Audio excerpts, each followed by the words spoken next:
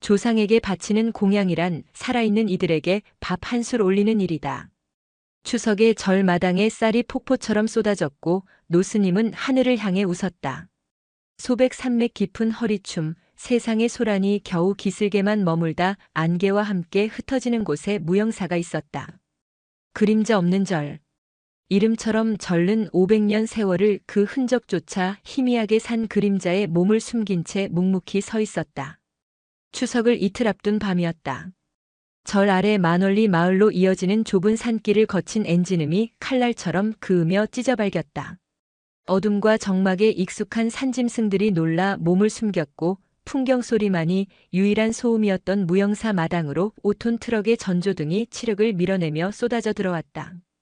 차가 멈추자 운전석과 조수석에서 육중한 사내들이 내렸다.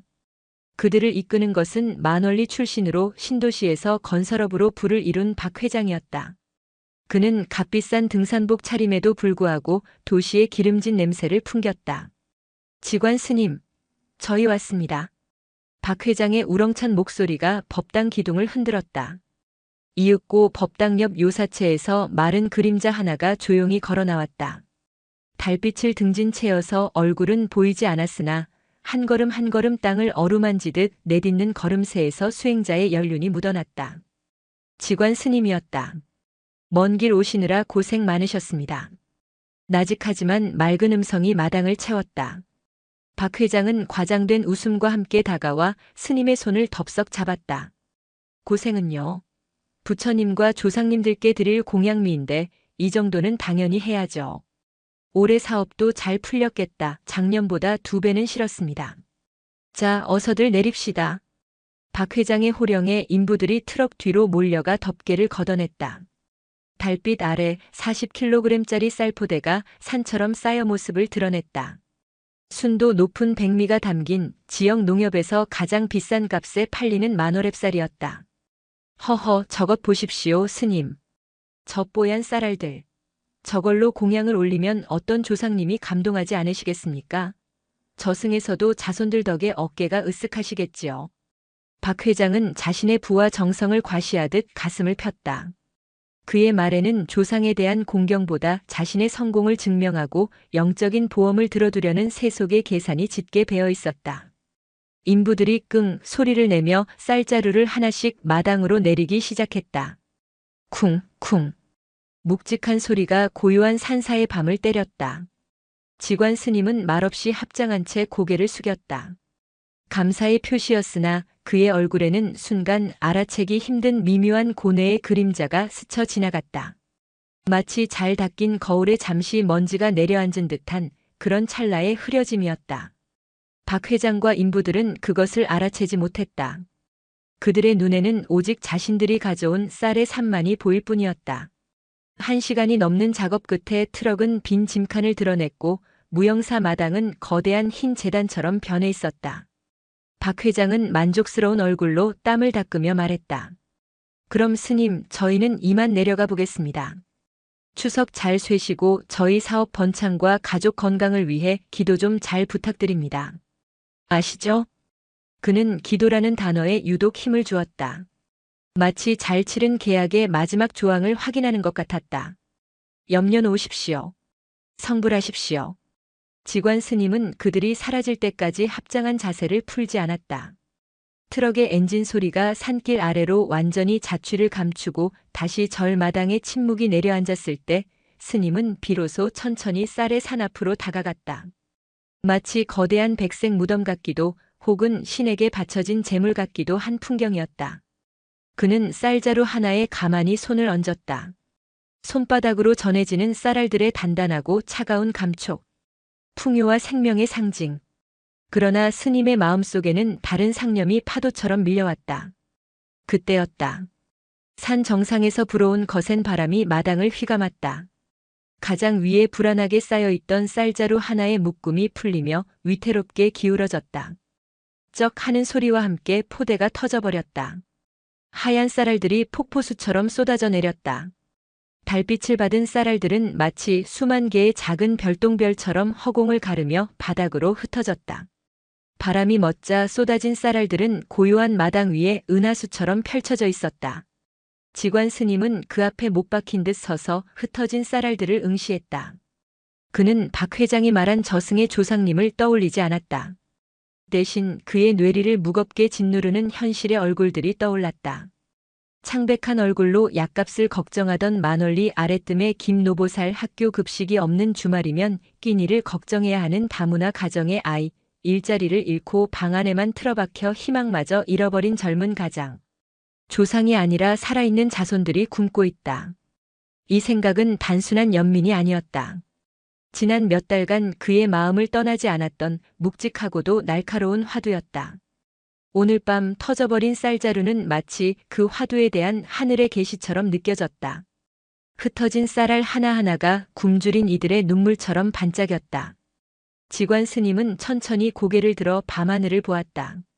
구름 한 점 없는 하늘에 세상을 다 비출 듯 휘영청 밝은 보름달이 떠 있었다. 그 달빛 아래 스님의 마른 얼굴 위로 아주 길고 깊은 그림자가 드리워졌다. 그것은 결심의 그림자였다. 동이 트기 전 세상이 가장 깊은 남색 어둠에 잠겨 있을 시간. 법당의 모거가 울리기 전에 그 정적을 깨운 것은 앳된 목소리였다. 스님, 큰 스님. 16살 동자승 수안이었다.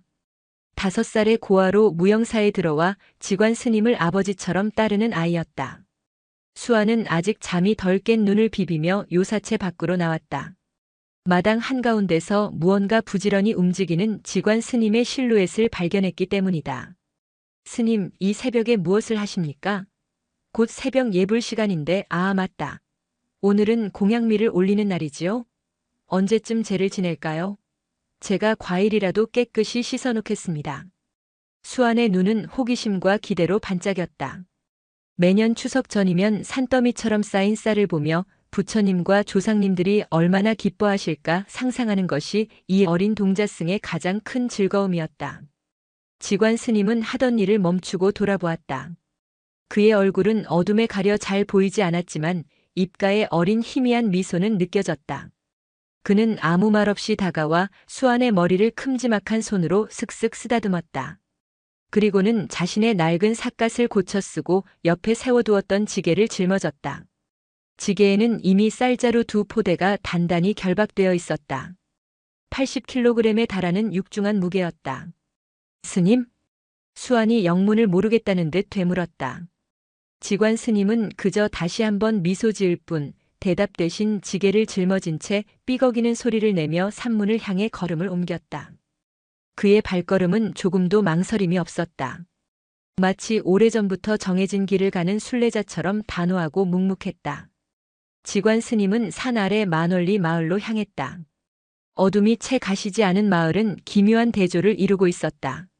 어떤 집에서는 벌써부터 불이 켜지고 고소한 기름 냄새와 함께 전 부치는 소리, 음식을 장만하며 두런거리는 소리가 새어나왔다. 풍요롭고 분주한 추석의 전야였다. 하지만 스님의 발길은 그런 집들을 모두 비껴갔다. 그의 발길이 멈춘 곳은 마을의 가장 후미진 골목, 빛 한 점 새어나오지 않는 낡고 쓰러져가는 집들 앞이었다. 창문 너머로 보이는 것은 풍요가 아닌 결핍의 풍경이었다.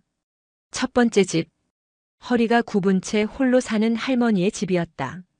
할머니는 이불을 목까지 덮고 누워 차가운 방바닥의 냉기를 온몸으로 견디고 있었다. 며칠째 끓인 멀건 죽으로 겨우 허기를 달래고 있다는 것을 스님은 알고 있었다. 스님은 지게에서 쌀 한 포대를 내려놓았다. 포대를 여는 소리조차 내지 않으려 조심하며 마당의 낡은 솥 옆에 조용히 쌀을 부었다. 그리고는 아무 일 없었다는 듯 돌아섰다. 두 번째 집. 외국인 아내와 어린 두 아이가 사는 집이었다. 남편은 얼마 전 공사장에서 사고를 당해 병원에 누워 있었고 아내는 서툰 한국말로 일자리를 구하러 다니느라 아이들은 방치되기 일쑤였다. 창문 틈으로 어린 아이가 배가 고픈 듯 제 손가락을 빨고 있는 모습이 보였다. 스님은 그 집 대문 앞에 쌀 한 부대를 가만히 내려놓았다. 스님의 발걸음은 멈추지 않았다. 사업 실패로 시리에 빠져 술로 세월을 보내는 장년의 집, 부모의 빚을 떠안고 아르바이트를 전전하는 청년의 월세방 앞. 그는 마치 어둠 속의 의사처럼 마을의 가장 아픈 곳만을 정확히 찾아다녔다. 그는 아무 말도 하지 않았다. 그저 묵묵히 지게의 무게를 덜어 그들의 문 앞에 삶의 무게를 조금이나마 대신 짊어지라는 듯 쌀을 놓고 돌아설 뿐이었다. 몇 번이나 산사와 마을을 오갔을까. 동이 트고 세상이 환해질 무렵 스님은 마지막 남은 쌀 한 톨까지 모두 비우고 나서야 지게를 내려놓았다. 그의 등은 땀으로 흠뻑 젖어 있었고 거친 숨이 터져나왔다. 그때였다. 이른 아침 문을 열고 나온 한 아주머니가 자신의 문 앞에 산처럼 쌓인 쌀을 보고는 할 말을 잃었다. 처음에는 누가 짓궂은 장난을 쳤나 의심했다. 하지만 쌀 위로 새벽 이슬이 영롱하게 맺혀 있는 것을 보고는 그것이 장난이 아님을 깨달았다. 그녀의 눈에서 뜨거운 눈물이 왈칵 쏟아졌다. 이게 대체 누가 울음 섞인 목소리는 차마 문장을 잇지 못했다. 그녀의 울음소리는 신호탄이었다. 여기저기서 문이 열리고 사람들의 놀라움과 감격이 뒤섞인 탄성이 골목을 채웠다. 밤새 굶주림과 절망에 뒤척이던 이들은 마치 꿈을 꾸는 듯한 표정으로 문 앞의 쌀을 어루만졌다. 누가, 왜, 어떻게 이런 일을 했는지 알 수 없었다.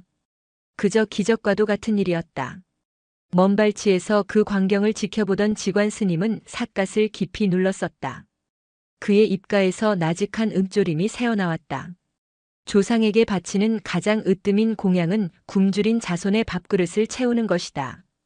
그 한마디를 남긴 채 스님은 다시 안개 자욱한 산길을 올랐다.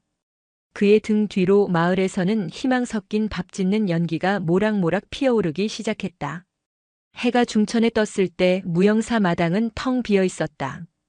간밤에 산처럼 쌓여있던 쌀자루들은 온데간데 없고 터진 포대 몇 개와 바람에 흩날린 흰쌀 몇 줌만이 그 자리에 있었음을 증명할 뿐이었다.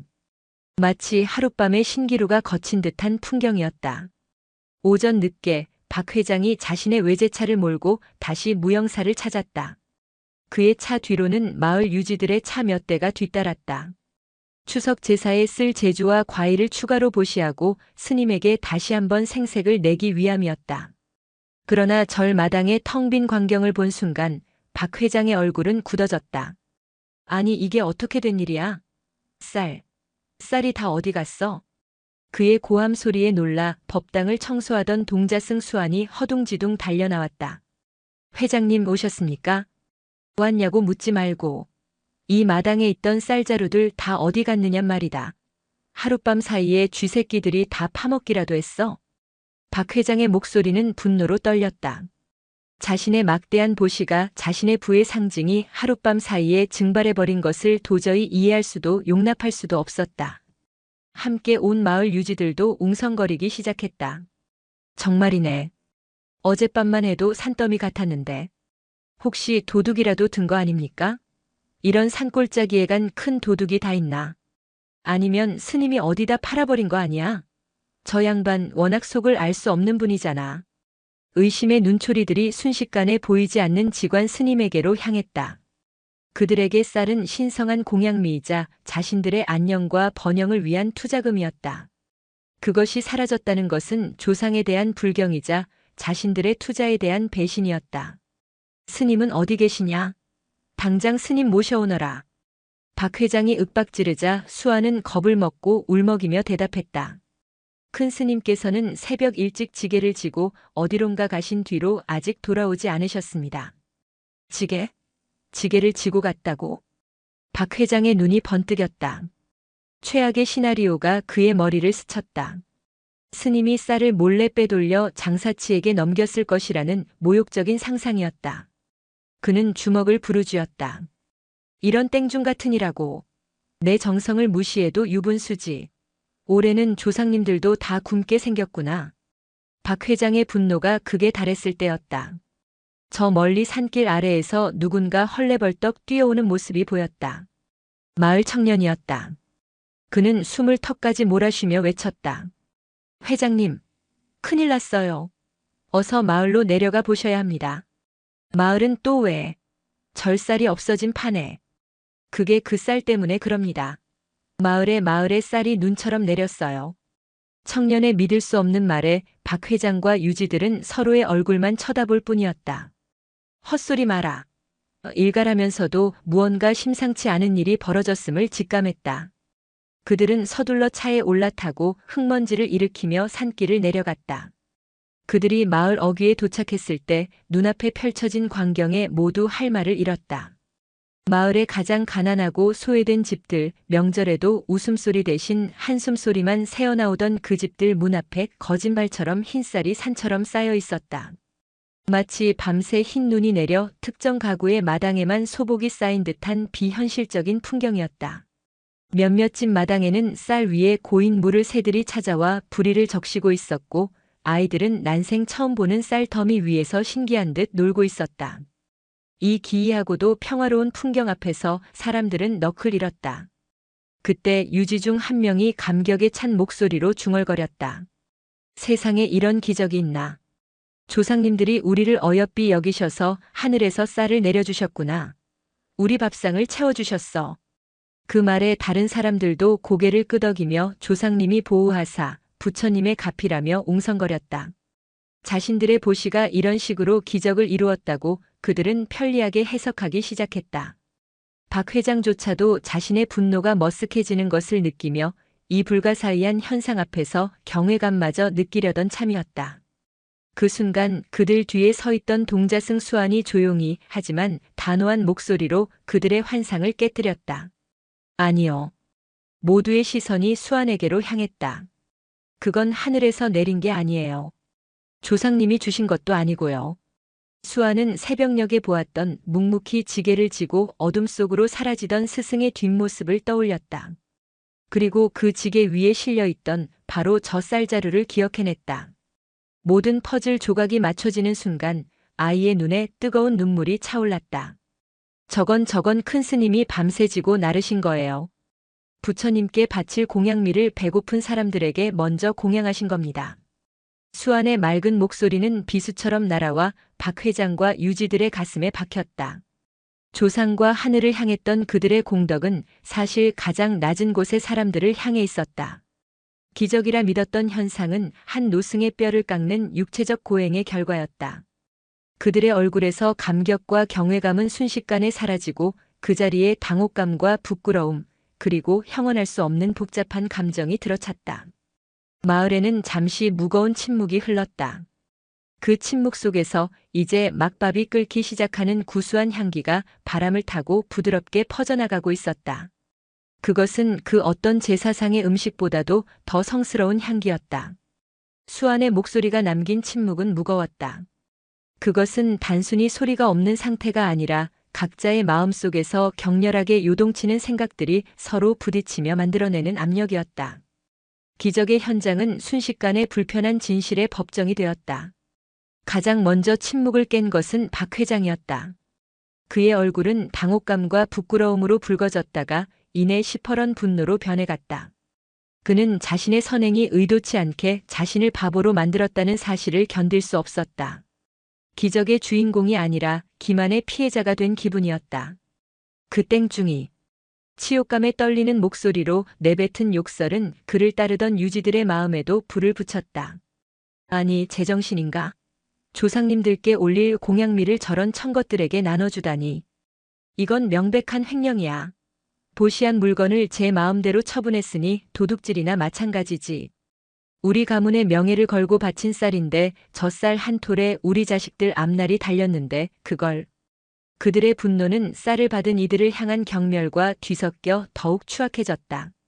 방금 전까지 하늘의 뜻이라며 경외하던 쌀 더미는 이제 부정한 재물이 되었고 그것을 받은 가난한 이웃들은 자격 없는 수혜자로 전락했다. 마을의 아침은 두 개로 갈라졌다. 한쪽에서는 수십 년 만에 처음으로 쌀밥 냄새를 풍기는 집들이 있었다.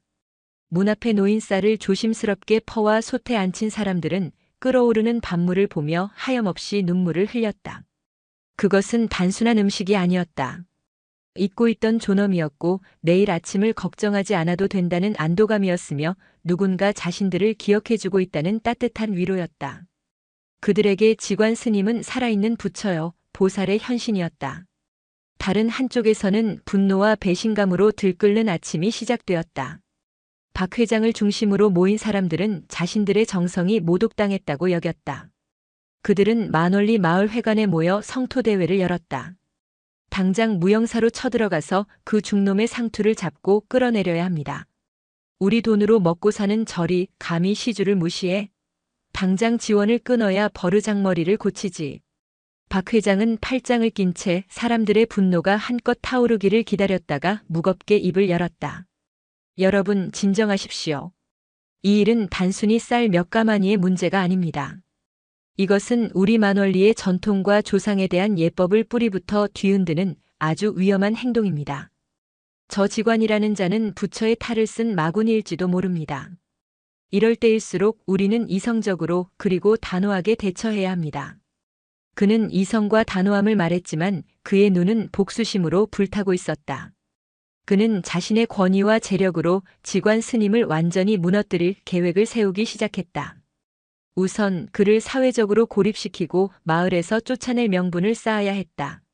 한편 산사로 돌아온 수아는 불안감에 휩싸여 있었다. 그는 자신이 본 그대로를 말했을 뿐이지만 그 진실이 마을을 두 동강 내고 스승을 곤경에 빠뜨렸다는 사실에 죄책감을 느꼈다. 스님, 큰 스님은 어디에 계신 걸까? 수아는 텅 빈 마당을 서성이며 애타게 직관 스님을 기다렸다. 스님은 아직 돌아오지 않았다. 마치 이 모든 소란을 예견하고 일부러 자리를 피한 사람처럼. 해가 서산으로 기울어질 무렵 직관 스님은 약초 바구니를 든 채 아무 일도 없었다는 듯 태연히 산문으로 들어섰다. 그의 옷자락에는 새벽 이슬과 흙먼지가 뒤섞여 있었고 얼굴은 깊은 산속을 헤맨 수행자처럼 평온했다. 스님, 어디 갔다 이제 오십니까? 밑에 마을에서는 난리가 났습니다. 수안이 울먹이며 달려가 매달렸다. 직관 스님은 말없이 수안의 등을 토닥여준 뒤 텅 빈 마당과 그 위에 흩어진 몇 톨의 쌀알을 물끄러미 내려다보았다. 마치 폭풍이 핥히고 간 자리를 바라보는 늙은 소나무처럼 그의 눈빛에는 어떠한 동요도 없었다. 수안아. 스님이 나직이 불렀다. 저녁 공양 준비를 해야지. 시장하구나. 그의 목소리는 너무나도 평온해서 오히려 수안의 마음을 더욱 불안하게 만들었다. 곧 닥쳐올 거대한 폭풍을 예감하면서도 스승은 왜 이리도 고요한 것인가. 수아는 차마 박 회장과 마을 사람들이 스님을 도둑, 마군이라 부르며 당장이라도 쳐들어올 기세라는 말을 꺼내지 못했다. 그저 스승의 옷자락을 붙잡은 채 서쪽 하늘을 물들이는 핏빛 노을을 불안한 눈으로 바라볼 뿐이었다. 노을은 마치 앞으로 벌어질 일에 대한 불길한 전조 같았다. 다음 날 아침 예고된 폭풍이 무영사를 덮쳤다. 박 회장은 마을 유지들과 성난 주민 수십 명을 이끌고 산길을 올라왔다. 그들의 손에는 낫과 괭이까지 들려 있어 그 기세가 자못 흉흉했다. 직관은 나와라. 이 절을 더럽힌 가짜중은 당장 나와서 우리 앞에 무릎 꿇고 사죄하라. 박 회장의 고함이 산사를 울렸다. 수아는 겁에 질려 법당 기둥 뒤에 숨었고 직관 스님은 하던 빗자루질을 멈추고 조용히 그들 앞에 섰다. 그는 어젯밤과 조금도 다르지 않은 평온하고 마른 얼굴이었다. 그 고요함이 성난 사람들을 더욱 화나게 만들었다. 내 놈이구나. 감히 우리 조상님들께 바칠 신성한 공양미를 훔쳐서 아랫마을 거렁뱅이들에게 나눠준 놈이. 한 남자가 소리치며 앞으로 나섰다. 직관 스님은 그를 물끄러미 바라보며 나직이 물었다. 훔쳤다니요? 저는 그저 부처님께 올린 공양물을 부처님이 가장 기뻐하실 곳으로 옮겼을 뿐입니다. 궤변을 늘어놓는구나. 그 쌀은 우리 돈으로 산 우리 것이다. 우리 조상을 위해 바친 것이란 말이다. 박 회장이 일갈했다. 그는 직관 스님 앞으로 성큼성큼 다가와 금방이라도 멱살을 잡을 듯 삿대질을 했다. 당신은 이 절의 근본을 망가뜨렸어. 전통을 무시하고 시주들의 정성을 짓밟았어. 당신 같은 자가 어찌 감히 승복을 입고 있는가. 직관 스님은 박 회장의 분노 어린 눈을 피하지 않고 마주보았다. 그리고는 뜻밖의 질문을 던졌다. 회장님, 마당에 깨진 독이 하나 있습니다. 아무리 좋은 물을 부어도 밑 빠진 독에는 물이 고이지 않지요. 그 독에 물을 채우려면 어찌해야 합니까? 지금 한가하게 선문답할 시간 없어. 깨진 곳을 막아야지요. 그래야 물이 고이고 그 물로 목마른 이의 갈증을 풀어줄 수 있습니다. 스님은 잠시 말을 멈추고 성난 사람들을 천천히 둘러보았다. 여러분이 쌓은 공덕은 훌륭합니다. 하지만 마을에 굶주리고 병든 이웃이라는 깨진 틈이 있는 한 여러분의 공덕은 그 틈으로 모두 새어나가 버립니다. 조상님께 올리는 제사상이 아무리 화려한들 바로 옆에서 굶어 죽어가는 자손이 있다면 어느 조상이 그 음식을 목으로 넘길 수 있겠습니까? 저는 그저 마을이라는 큰 독에 깨진 틈을 잠시 막았을 뿐입니다. 스님의 말은 논리적이었으나 감정이 격해진 사람들의 귀에는 들리지 않았다. 그들은 자신들의 행위가 모욕당했다고만 생각했다. 그때였다. 사람들 뒤에서 허름한 차림의 젊은 여인이 아이의 손을 잡고 앞으로 나섰다. 며칠 전 스님이 쌀을 놓아주었던 다문화 가정의 엄마였다. 그녀는 두려움에 떨면서도 박 회장과 직관 스님 사이에 섰다. 그만하세요. 그녀의 목소리는 작았지만 절박했다. 이 스님은 도둑이 아닙니다. 제 아이가 며칠을 굶어 열이 펄펄 끓었습니다. 약을 살 돈도 죽을 술살 한 톨도 없었습니다. 저는 그저 아이를 안고 함께 죽을 생각뿐이었습니다. 여인의 눈에서 눈물이 비 오듯 쏟아졌다. 아이는 엄마의 옷자락을 붙잡고 겁먹은 눈으로 어른들을 올려다보았다. 그런데 아침에 문을 여니 쌀이 있었습니다. 누가 주셨는지도 몰랐습니다.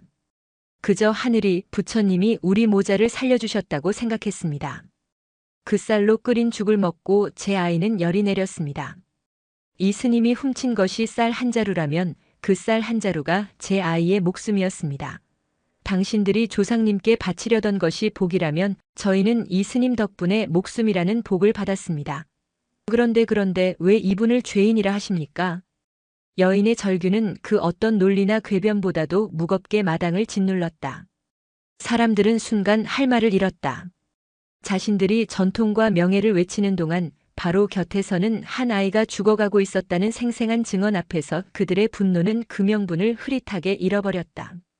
박 회장은 잠시 당황했으나 이내 평정을 되찾고 차갑게 말했다.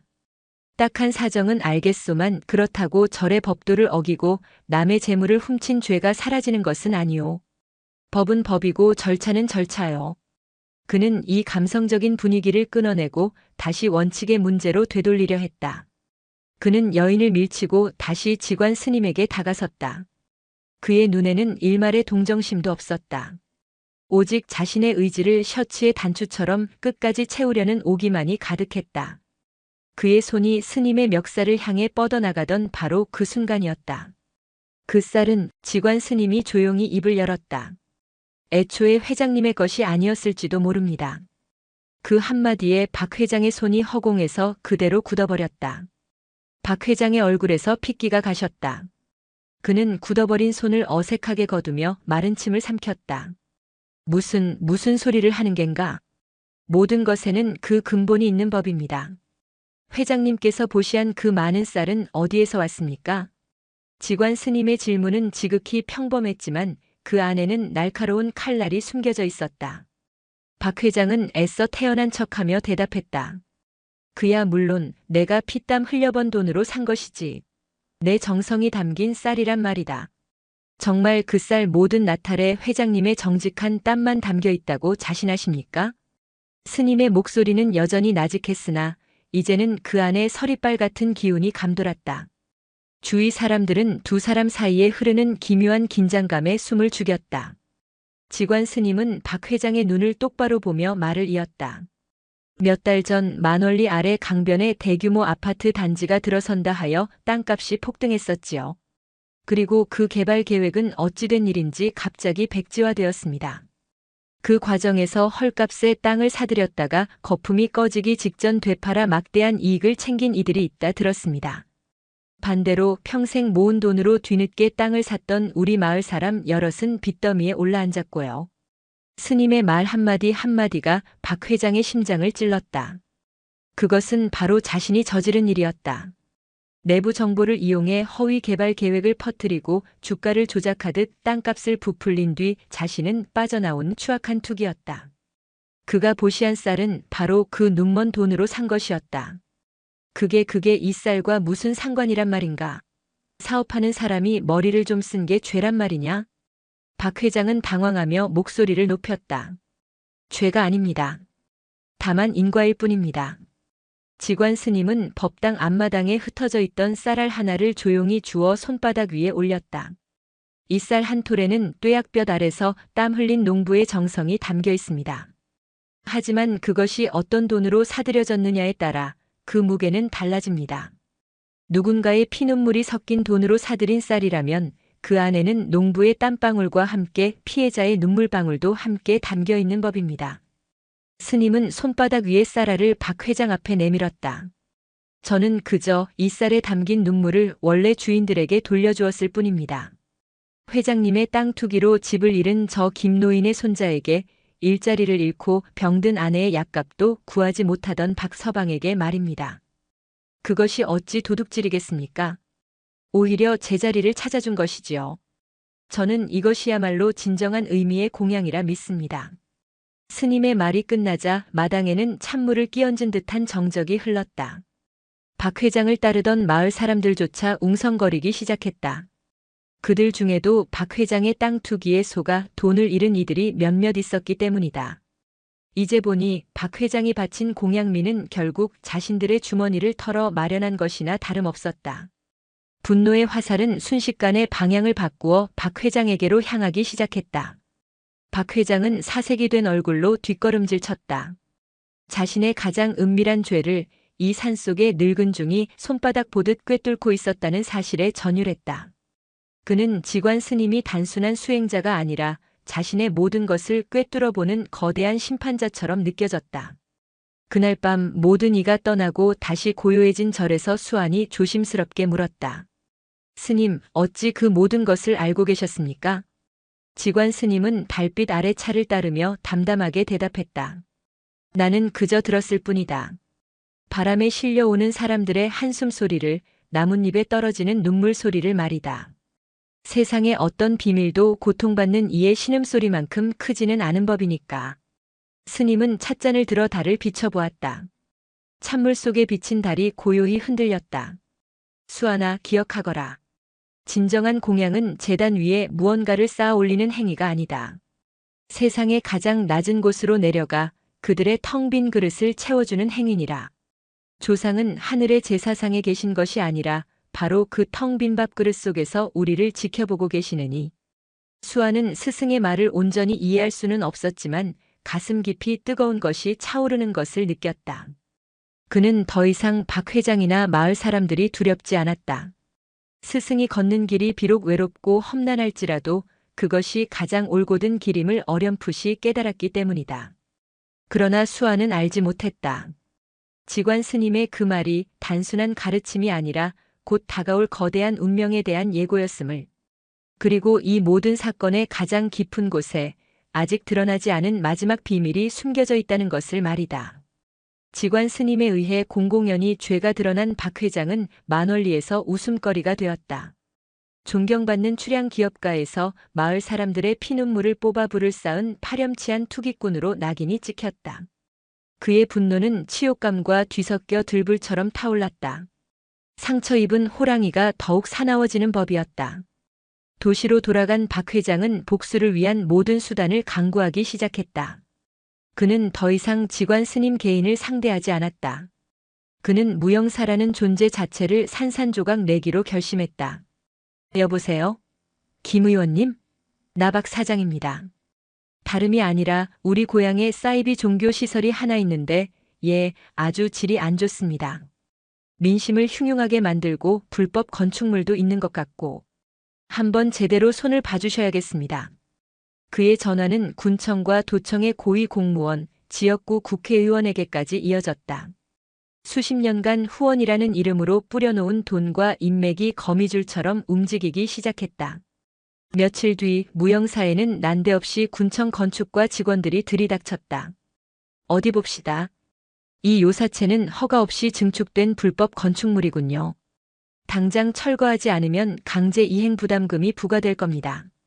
사찰 소유 임야 경계가 불분명합니다. 측량을 다시 해서 국유지를 무단 점유한 부분이 있으면 원상복구 하셔야 합니다. 뒤이어 소방서에서는 소방시설 미비를 지적했고 세무서에서는 사찰의 재정 투명성에 대한 조사를 나오겠다 통보했다. 500년간 산 그림자 속에 조용히 묻혀있던 절은 순식간에 온갖 법률과 규제의 칼날 위에 올라선 신세가 되었다. 평생 목탁과 경전만 알고 살아온 수아는 속수무책으로 당할 수밖에 없었다. 박 회장의 반격은 여기서 그치지 않았다. 그는 지역 언론을 이용했다. 전통 공양을 거부하는 이단적 승려, 시주금을 빼돌려 주민 갈등 조장 같은 자극적인 제목의 기사들이 지역 신문에 실리기 시작했다. 인터넷 포털 사이트에는 그가 고용한 사람들이 무형사와 직관 스님에 대한 악의적인 댓글을 달아 여론을 조작했다. 진실을 알지 못하는 사람들은 자극적인 기사에 쉽게 선동되었다. 무형사에는 항해 전화가 빗발쳤고 몇몇은 일부러 저를 찾아와 행패를 부리기도 했다. 내가 진짜 스님이냐? 조상도 몰라보는 땡중은 썩 꺼져라. 한낮에 술에 취한 장정이 던진 돌멩이가 법당의 낡은 문사를 부수었다. 수아는 두려움에 떨며 깨진 문틈으로 세상을 보았다. 며칠 전까지만 해도 평화롭던 산사가 이제는 온갖 증오와 오해가 들끓는 전쟁터가 되어 있었다. 박 회장은 자신의 사무실 의자에 깊숙이 파묻힌 채 이 모든 상황을 보고받으며 비릿한 미소를 지었다. 그래, 직관. 내 놈이 아무리 부처님 말씀을 읊어댄들 이 세속의 법과 돈의 힘을 당해낼 수 있을 것 같으냐. 너는 결국 내가 그토록 감싸려 했던 그 가난뱅이들과 함께 내가 만든 지옥 속에서 서서히 말라 죽게 될 것이다. 그는 자신이 완벽한 복수를 계획했다고 믿었다. 직관 스님이 신념을 지키면 지킬수록 그를 둘러싼 세상의 압박은 더욱 강해질 것이고 결국 스스로 무너져 내릴 것이라 확신했다.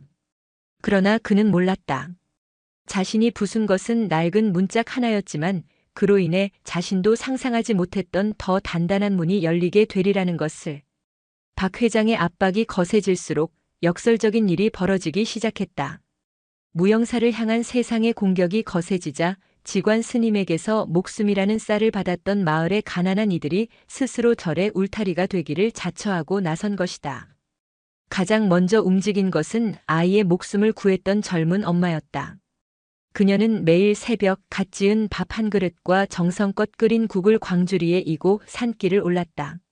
스님, 부실하게 드시지 마십시오. 스님이 건강하셔야 저희 같은 사람들도 기댈 곳이 있지 않겠습니까? 그녀는 공양을 올리는 마음으로 스님과 수안의 끼니를 챙겼다. 그녀의 작은 움직임은 조용한 파문이 되어 마을로 퍼져나갔다. 땅 투기로 집을 잃을 뻔했던 김노인은 매일 절에 올라와 빗자루를 들었다. 그는 스님이 지켜주신 제 마당이라 생각하고 쓸겠습니다라며 묵묵히 마당의 낙엽을 쓸어냈다. 일자리를 잃고 절망에 빠졌던 박서방은 자신의 연장통을 들고 와 행패꾼들이 부순 법당 문을 밤을 새워 고쳤다.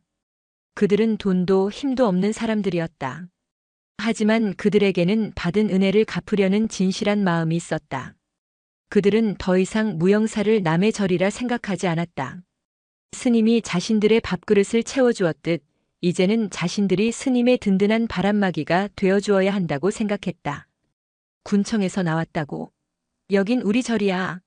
스님 괴롭히려면 나부터 밟고 가게. 측량을 하러 나온 공무원들 앞을 동네 할머니들이 드러누워 막아섰다. 기자 양반, 뭘 알고나 쓰는 거요? 우리 스님은 살아있는 부처님이시오. 당신 펜대가 사람 잡는 칼보다 더 무서운 줄 알아야지. 악의적인 기사를 쓰기 위해 찾아온 기자들은 마을 사람들의 생생한 증언과 분노 앞에서 펜을 들지 못하고 물러서야 했다. 무형사는 더 이상 직관 스님과 수암만이 거주하는 외로운 산사가 아니었다. 이름도 없고 내세울 것도 없는 사람들이 모여들어 서로의 아픔을 보듬고 세상의 부당함에 함께 맞서는 살아있는 공동체가 되어가고 있었다. 그들은 함께 밥을 먹고 함께 법당을 수리하고 함께 밤을 지새우며 절을 지켰다. 이 모든 변화를 지켜보며 수아는 눈물을 흘렸다. 이것이 바로 스승이 말한 산공양 살아있는 공양의 참된 의미임을 깨달았다. 쌀은 밥이 되어 사람들을 살렸고 살아난 사람들은 다시 마음을 모아 절을 살리고 있었다. 공덕은 제단 위에서 타는 향처럼 흩어지는 것이 아니라 사람의 마음과 마음을 이어 더욱 단단해지는 끈과 같은 것이었다. 그러나 직관 스님의 얼굴에는 기쁨보다는 깊은 수심이 드리워져 있었다. 그는 자신 때문에 애꿎은 마을 사람들이 고통받는 것을 원치 않았다. 또한 이 싸움이 길어질수록 박 회장이라는 한 인간의 마음속에 자리한 마구니가 더욱 커져만 갈 것을 염려했다. 어느 날 밤 수아는 직관 스님이 홀로 법당에 앉아 거친 기침을 토해내는 것을 보았다. 스님의 마른 등이 달빛 아래 작게 떨리고 있었다. 수아는 직감했다. 스승이 짊어진 짐의 무게가 이미 평범한 인간이 감당할 수 있는 수준을 넘어서고 있다는 것을.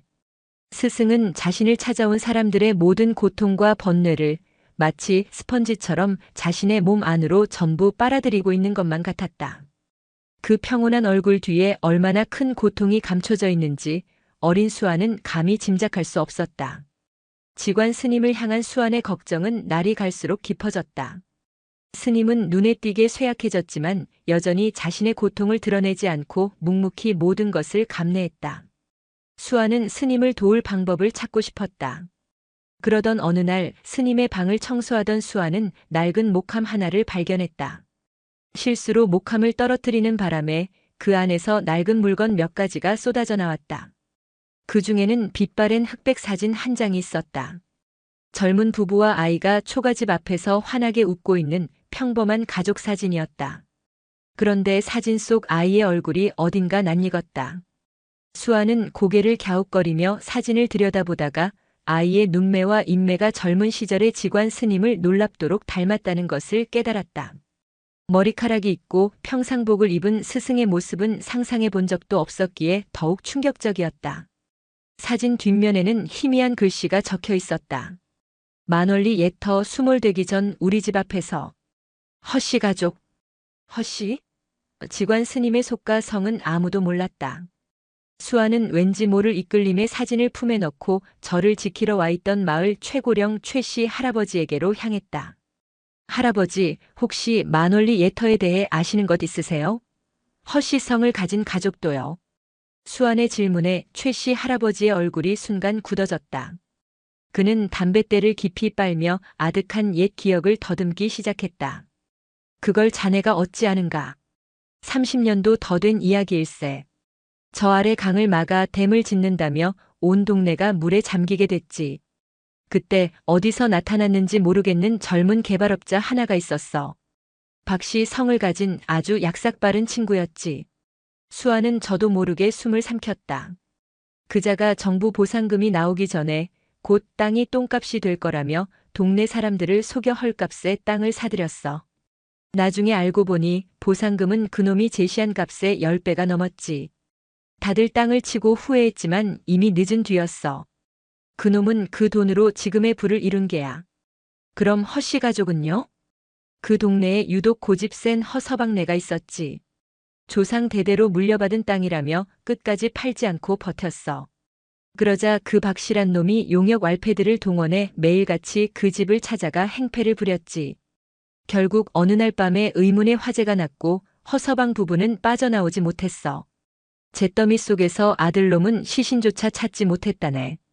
다들 왈패들의 짓이라 수군거렸지만 증거가 없으니 흐지부지 묻히고 말았지. 최씨 할아버지의 이야기가 끝났을 때 수아는 온몸의 피가 차갑게 식는 것을 느꼈다.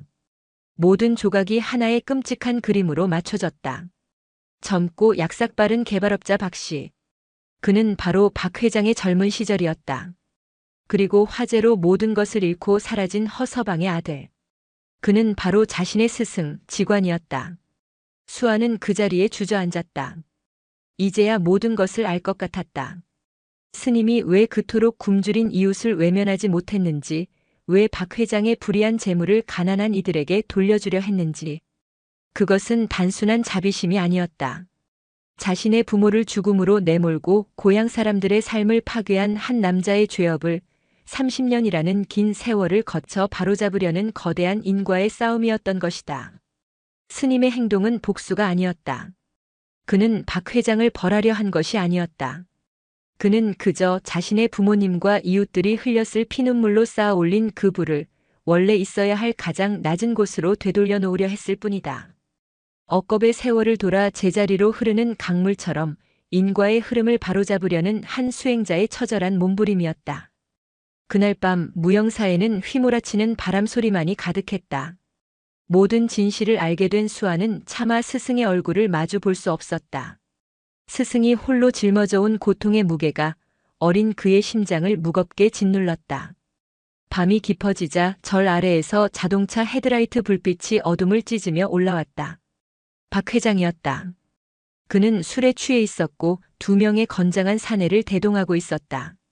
온갖 수단을 동원해도 무너지지 않는 직관 스님과 오히려 자신에게 등을 돌린 마을 사람들에 대한 분노가 이성을 마비시킨 것이었다. 그는 이제 최후의 가장 폭력적인 방법으로 이 모든 것을 끝내려 하고 있었다. 직관, 나와라, 이 위선자 녀석. 박 회장의 고함 소리에 직관 스님이 법당에서 조용히 걸어 나왔다. 그를 본 박 회장은 비틀거리며 다가가 멱살을 잡았다. 내가 이겼다고 생각하나? 나 박진태의 인생을 내 놈 따위가 망칠 수 있을 것 같아. 직관 스님은 저항하지 않았다. 그저 깊고 슬픈 눈으로 박 회장을 바라볼 뿐이었다. 그 눈빛에 박 회장은 더욱 화가 치밀었다. 왜 하필 나야? 내가 뭘 그렇게 잘못했는데? 세상 다 그렇게 사는 거 아니냐고. 회장님. 직관 스님이 처음으로 입을 열었다. 그의 목소리는 바람 소리에 묻힐 듯 작았지만 박 회장의 귀에는 천둥처럼 날아와 박혔다. 30년 전 수몰 지구의 마지막 초가집을 기억하십니까? 집 앞에는 커다란 버드나무가 한 그루 서 있었지요. 박 회장의 눈이 경악으로 크게 뜨였다. 술 기운이 순식간에 날아갔다. 그것은 그의 기억 가장 깊은 곳, 죄의식과 함께 봉인해 두었던 풍경이었다. 당신은 그 집의 땅과 주인의 목숨과 한 아이의 미래를 앗아갔습니다. 나는. 직관 스님은 잠시 말을 멈추고 밤하늘의 달을 올려다보았다. 나는 당신이 앗아간 그 아이의 미래입니다. 순간 박 회장의 머릿속에서 세상이 무너져 내렸다. 눈앞에 늙고 병든 승려가 자신이 짓밟고 재 속으로 사라졌다고 믿었던 과거의 망령과 겹쳐 보였다. 그는 괴물이라도 본 듯 비명을 지르며 뒷걸음질 쳤다. 그는 지금 중과 싸우는 것이 아니었다. 자신의 죄 그 자체와 살아 움직이는 업보와 마주 서 있는 것이었다. 아! 박 회장은 무언가 말을 하려 했지만 의미 있는 소리가 되지 못했다. 그의 오만과 분노는 거대한 공포 앞에서 모래성처럼 허물어졌다. 그는 평생 자신을 괴롭혔던 악몽의 실체를 바로 자신의 눈앞에서 마주하고 만 것이었다. 직관 스님은 그런 그를 여전히 슬픈 눈으로 바라보았다. 그 눈에는 증오나 복수심은 없었다. 다만 뒤엉킨 인과의 실타래 앞에서 함께 길을 잃은 한 인간에 대한 깊은 연민만이 담겨 있을 뿐이었다. 바람이 더욱 거세게 불었다. 마치 두 사람의 30년 묵은 업이 이 산사에서 마지막 절규를 토해내는 것만 같았다. 수아는 기둥 뒤에 숨어 차마 다가가지도 못하고 이 모든 광경을 숨죽여 지켜볼 뿐이었다. 이제 이 길고 긴 싸움의 끝은 과연 어떻게 될 것인가? 나는 당신이 앗아간 그 아이의 미래입니다. 직관 스님의 한마디는 박 회장이 평생 동안 쌓아 올린 성벽을 무너뜨리는 거대한 공성추였다. 그의 부와 명예, 오만과 자존심으로 견고하게 지어진 성벽은 안에서부터 와르르 무너져 내렸다. 그는 더 이상 만월리에 성공한 기업가 박 회장이 아니었다. 30년 전 한 가족을 파멸로 몰아넣은 비겁한 사기꾼 박진태일 뿐이었다. 으아악. 그는 신경이 끊어진 인형처럼 그 자리에 주저앉아 머리를 감싸쥐었다. 그를 따라왔던 건장한 사내들은 자신들의 고용주가 완전히 무너져 내리는 모습을 보고 이 일에 더는 엮여서는 안 되겠다는 동물적인 감각으로 슬금슬금 뒷걸음질 쳐 어둠 속으로 사라졌다. 마당에는 오직 3사람만이 남았다. 무너진 죄인과 그 죄를 온몸으로 받아낸 심판자, 그리고 그 모든 것을 지켜본 어린 증인. 살려주시오, 내가 잘못했소. 박진태는 갓난아이처럼 웅얼거리며 무의미한 용서를 구했다. 그는 여전히 돈이면 모든 것을 해결할 수 있다고 믿는 사람처럼 더듬거리며 말을 이었다. 원하는 게 뭐요? 돈? 내 전 재산이라도 주겠소. 제발 나를 용서하시오. 그의 애원에 직관 스님은 아무 대답도 하지 않았다. 그저 깊이를 알 수 없는 슬픈 눈으로 그를 내려다볼 뿐이었다. 그 순간 스님의 몸이 크게 휘청거렸다. 쿨럭컵. 30년의 응어리를 토해낸 대가였을까? 스님은 격렬한 기침과 함께 검붉은 피를 한 움큼 토해냈다. 하얀 승복 위로 붉은 피가 점점이 흩뿌려졌다. 그것은 마치 스님의 생명이 빠져나가는 모습처럼 보였다. 스님! 기둥 뒤에 숨어있던 수안이 비명을 지르며 달려나왔다. 그는 쓰러지는 스승의 몸을 간신히 부축했다. 스승의 몸은 깃털처럼 가벼웠다. 그동안 짊어지고 있던 인과의 무게가 모두 빠져나가 버린 듯 했다. 상황은 순식간에 역전되었다. 죄를 심판하던 준엄한 수행자는 이제 어린 제자의 품에 안겨 가쁜 숨을 몰아쉬는 병든 노인이 되었다. 그리고 그 모든 것을 무너진 죄인의 눈이 텅 빈 눈으로 지켜보고 있었다. 자신이 파괴하러 왔던 그 사람이 바로 자신의 눈앞에서 죽어가고 있었다. 그것은 그 어떤 복수보다도 더 끔찍한 형벌이었다. 박진태는 그 자리에 얼어붙은 채 아무것도 하지 못했다. 그날 밤 무영사의 작은 요사체에는 희미한 등불이 밤새 꺼지지 않았다. 소란을 듣고 달려온 마을 사람들이 방 안을 가득 채웠다. 아이를 살렸던 젊은 엄마는 정성껏 물수건을 갈았고 스님이 고쳐준 문 앞에서 잠들던 박서방은 스님의 손을 잡고 밤새 기도를 올렸다. 박진태는 그 방에 들어가지 못했다. 그는 차가운 마루에 죄인처럼 무릎을 꿇고 앉아 문틈으로 새어나오는 작은 소리들에 귀를 기울였다. 스님의 낮은 신음, 수안의 울음 섞인 목소리, 사람들의 기도 소리. 그 모든 소리가 그의 심장을 도려내는 것 같았다. 그는 도망칠 수도 다가갈 수도 없었다. 30년 전 자신이 만든 그 비극의 마지막 장을 그는 자신의 눈으로 끝까지 지켜봐야만 하는 운명에 갇혀버렸다. 새벽녘 스님의 기침소리가 잦아들었다. 스님은 잠시 맑은 정신을 차리고 곁을 지키던 수안에게 말했다. 수안아, 저 밖에 있는 사람을 좀 불러다오. 수안은 눈물을 훔치며 마루로 나갔다. 넋 나간 사람처럼 앉아있던 박진태는 수안의 부름에 마치 사형 선고를 받은 죄수처럼 떨며 방으로 들어섰다. 지관 스님은 쇠약했지만 눈빛만은 호수처럼 맑고 깊었다. 그는 박진태를 올려다보며 힘겹게 입을 열었다. 복수가 아니었습니다. 당신이 쌓아 올린 분은 내 부모와 이웃의 뼈로 만든 감옥이었습니다. 나는 그저 그들을 해방시켜주고 싶었을 뿐입니다.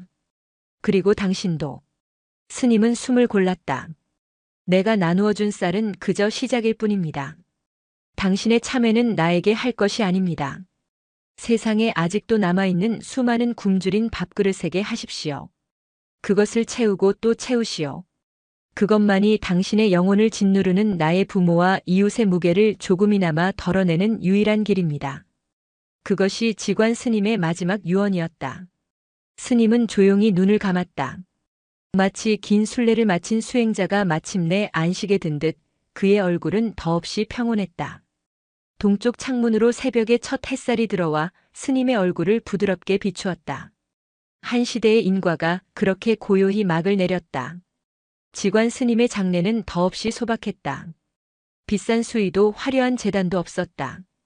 그저 스님이 평생 입었던 기운 승복 그대로 다비식에 모셔졌다. 장례를 치른 것은 남은 제자 수안과 스님에게 은혜를 입었던 가난한 마을 사람들이었다. 그들은 국화꽃 대신 산에서 꺾어온 들꽃을 바쳤고 부조금 대신 각자의 집에서 퍼온 깨끗한 쌀 한 그릇씩을 올렸다. 박진태도 그곳에 있었다. 그는 더 이상 값비싼 양복을 입지 않았다. 검고 허름한 옷차림으로 가장 먼 발치에서 고개 숙인 채 스님의 마지막 가는 길을 지켜보았다. 감히 울지도 다가가지도 못했다. 다비식이 끝나고 한 줌의 재로 변한 스승의 유고를 수습하던 수아는 스님의 방에서 편지 한 통을 발견했다. 자신에게 남긴 마지막 가르침이었다. 수아나, 무영사의 낡은 법당을 고치려 애쓰지 마라. 대신 절과 마을 사이에 무너진 다리를 놓거라. 사찰이란 건물이 아니라 그곳에서 세상으로 흘러가는 연민의 길이니라. 나는 이제 나의 공양을 마쳤다. 이제는 너의 공양을 시작하거라. 편지 마지막에는 공양은 마쳤습니다은 마쳤습니다라는 6글자가 스님의 성품처럼 단정하게 적혀 있었다. 수아는 그 글자를 부둥켜 안고 오랫동안 소리 없이 울었다. 며칠 뒤 박진태는 변호사를 대동하고 만월리 마을회관에 나타났다. 그는 마을 사람들 앞에서 깊이 고개를 숙였다. 저는 죄인입니다. 그는 30년 전 자신이 저지른 땅 투기 사기 사건의 전모를 스스로 고백했다. 그리고 자신의 모든 재산을 처분하여 피해자들에게 보상하고 나머지는 마을의 가난한 이들을 위한 기금으로 내놓겠다고 발표했다. 그것은 사회적인 자살 선언이나 마찬가지였다. 하지만 그의 얼굴은 지난 수십 년의 그 어느 때보다도 평온해 보였다. 그는 마침내 자신을 올가매던 감옥에서 걸어 나올 첫걸음을 뗀 것이었다. 1년이 지났다. 다시 추석이 다가왔다. 만월리는 놀랍도록 변해 있었다.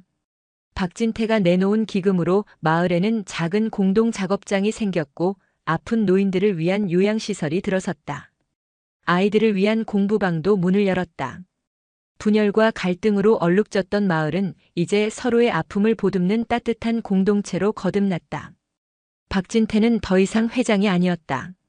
그는 자신의 죄에 대한 법적 처벌을 받은 뒤 남은 재산을 모두 정리하고 아주 작은 집을 얻어 만월리에 정착했다. 사람들은 여전히 그를 어색해했지만 누구도 돌을 던지지는 않았다. 그는 매일 밭에 나가 자신이 평생 모르고 살았던 흙을 만지며 땀을 흘렸다. 무영사 역시 변해 있었다. 주지 스님이 된 수아는 직관 스님의 유언대로 낡은 법당을 수리하는 대신 절의 창고를 개방해 마을 아이들의 공부방으로 내주었다. 절의 텃밭에서 나온 채소들은 매일 마을의 독거노인들을 위한 무료 급식소로 옮겨졌다. 그림자 없는 절 무영사는 이제 만월리 마을 전체를 덮는 가장 크고 따뜻한 그늘이 되어주고 있었다. 추석 전날 밤 어김없이 절 마당으로 차 한 대가 올라왔다. 삐걱거리는 낡은 1톤 트럭이었다. 운전석에서 내린 것은 햇볕에 검게 그을고 노동으로 다져진 몸을 가진 박진태였다. 그는 자신이 1년 동안 직접 농사지은 쌀 몇 가마니를 싣고 왔다. 마당을 쓸고 있던 수안이 조용히 그를 맞았다. 두 사람 사이에는 아무 말도 오가지 않았다. 그저 깊은 눈맞춤 한 번으로 30년을 휘돌아온 기나긴 인과의 매듭이 비로소 완전히 풀렸음을 서로가 알고 있었다. 그해 추석 무영사 마당에서는 다비식 이후 처음으로 큰 행사가 열렸다. 제단도 향불도 없는 이상한 제사였다. 마당 한가운데에 커다란 가마솥이 걸렸고 박진태가 가져온 쌀과 마을 사람들이 각자 가져온 잡곡들이 한데 섞여 밥이 지어졌다. 마을 사람 모두가 절 마당에 둘러앉아 갓 지은 밥과 소박한 나물을 나누어 먹었다. 아이들의 웃음소리와 어른들의 두런거리는 이야기가 달빛 아래 풍경 소리와 어우러졌다. 수아는 그 모습을 가만히 지켜보았다. 한쪽 구석에서 마을 사람들이 권하는 밥을 말없이 받아먹는 박진태의 모습이 보였다. 그의 옆에는 최씨 할아버지가 앉아 있었다. 한때는 가해자와 피해자였을 두 사람이 이제는 같은 밥상에 앉아 밥을 나누고 있었다. 그 순간 수아는 깨달았다. 이것이야말로 스승이 남긴 가장 위대한 경전이라는 것을. 그것은 종이에 쓰인 글이 아니라 사람과 사람 사이의 관계 속에서 용서와 화해 속에서 나누는 밥 한 그릇 속에서 비로소 완성되는 살아있는 경전이었다. 수안의 귓가에 이제는 자신의 마음속에서 울리는 스승의 목소리가 들려왔다. 조상은 하늘에 계신 게 아니라 굶는 자의 밥그릇 속에 계시지. 수아는 떠오르는 보름달을 보며 조용히 은조렸다.